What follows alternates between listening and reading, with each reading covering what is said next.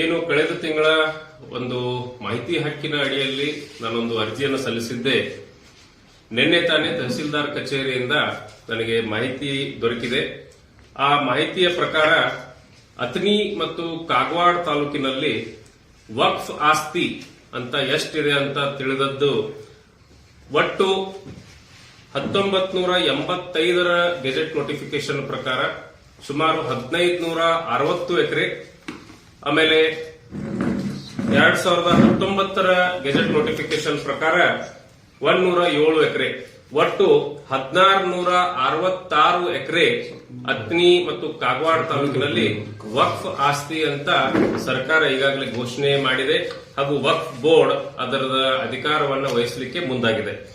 ಇದರ ಜೊತೆ ನಾನು ಕೆಲವು ಪ್ರಶ್ನೆಗಳನ್ನ ಈಗ ಸರ್ಕಾರಕ್ಕೆ ಮತ್ತು ವಕ್ಫ್ ಬೋರ್ಡ್ಗೆ ಕೇಳೋದೇನಪ್ಪಾ ಅಂತಂದ್ರೆ, ಈ ನೋಟಿಫಿಕೇಶನ್ ಮಾಡೋ ಟೈಮಲ್ಲಿ ತಾವೇನಾದ್ರೂ ರೈತರಿಗೆ ನೋಟಿಸ್ ಅನ್ನ ಕೊಟ್ಟಿದ್ದೀರಾ?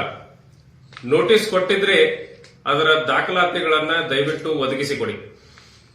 ಇನ್ನೊಂದು ಪ್ರಶ್ನೆ ಏನಪ್ಪಾ ಅಂತಂದ್ರೆ, 1985ರಲ್ಲಿ ಆದಂತಹ ಏನು ನೋಟಿಫಿಕೇಶನ್ ಇದೆ, ಗೆಜೆಟ್ ನೋಟಿಫಿಕೇಶನ್ ಇದೆ, ಆ ಹೊತ್ತಿನಲ್ಲಿ 1985 ಆಗಿರ್ಬೋದು 86ರಲ್ಲಿ ಉತ್ತಾರಗಳಲ್ಲಿ ಸೇರ್ಬೇಕಾಗಿತ್ತು.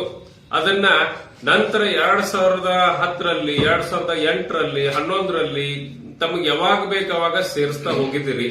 ಆ ಒಂದು ಕಾರಣ ನನಗೆ ಗೊತ್ತಾಗಬೇಕಾಗಿದೆ. ಅದರ ಜೊತೆ ಈಗೇನು ನೋಟಿಫಿಕೇಶನ್ ಪ್ರಕಾರ ನೀವು ವಕ್ಫ್ ಆಸ್ತಿ ಅಂತ ಕ್ಲೇಮ್ ಮಾಡ್ಕೊಳ್ತಾ ಇದ್ರಿ, ಅದಕ್ಕೆ ತಮ್ಮ ಹತ್ರ ಏನಾದ್ರೂ ದಾಖಲಾತಿಗಳಿದಾವೆ?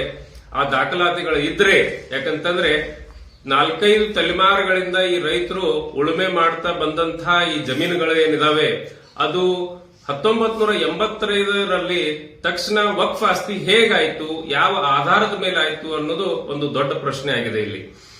ಇದೇ ರೀತಿ ಪ್ರತಿಯೊಂದು ಹಳ್ಳಿ, ಈ ಹಳ್ಳಿಯಲ್ಲಿ ಇಲ್ಲ ಅಂತಿಲ್ಲ, ಪ್ರತಿಯೊಂದು ಹಳ್ಳಿಯಲ್ಲಿ 20-25 ಎಕರೆ ಜಮೀನು ಇವತ್ತು ವಕ್ಫ್ ಆಸ್ತಿ ಅಂತ ನೀವು ನೋಂದಾಯಿಸಿಕೊಂಡಿದ್ದೀರಿ.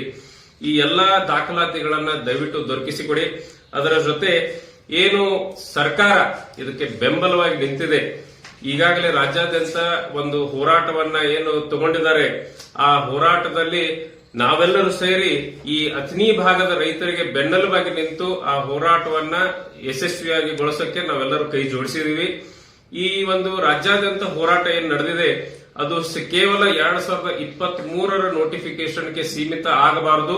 ಅಥಣಿ ಮತ್ತು ಕಾಗವಾಡ ರೈತರ ಪರವಾಗಿ ಮತ್ತು ಉಳಿದ ಎಲ್ಲಾ ರೈತರು ಏನು 2023ಕ್ಕಿಂತ ಮೊದಲು ಬಂದಿರತಕ್ಕಂತಹ ಏನು ನೋಟಿಫಿಕೇಶನ್ಗಳಿದಾವೆ, ಉದಾಹರಣೆಗಾಗಿ 1985 ಆಗಿರಬಹುದು ಅಥವಾ 2019ರದ ನೋಟಿಫಿಕೇಶನ್ ಆಗಿರಬಹುದು, ಅವು ಕೂಡ ತಕ್ಷಣ ರದ್ದಾಗಬೇಕು ಮತ್ತು ಈ ರೈತರಿಗೆ ಪರಿಹಾರವನ್ನ ಒದಗಿಸಿಕೊಡಬೇಕು ಅನ್ನುವಂಥದ್ದು ನನ್ನ ಒಂದು ಕಳಕಳಿಯ ಮನವಿ.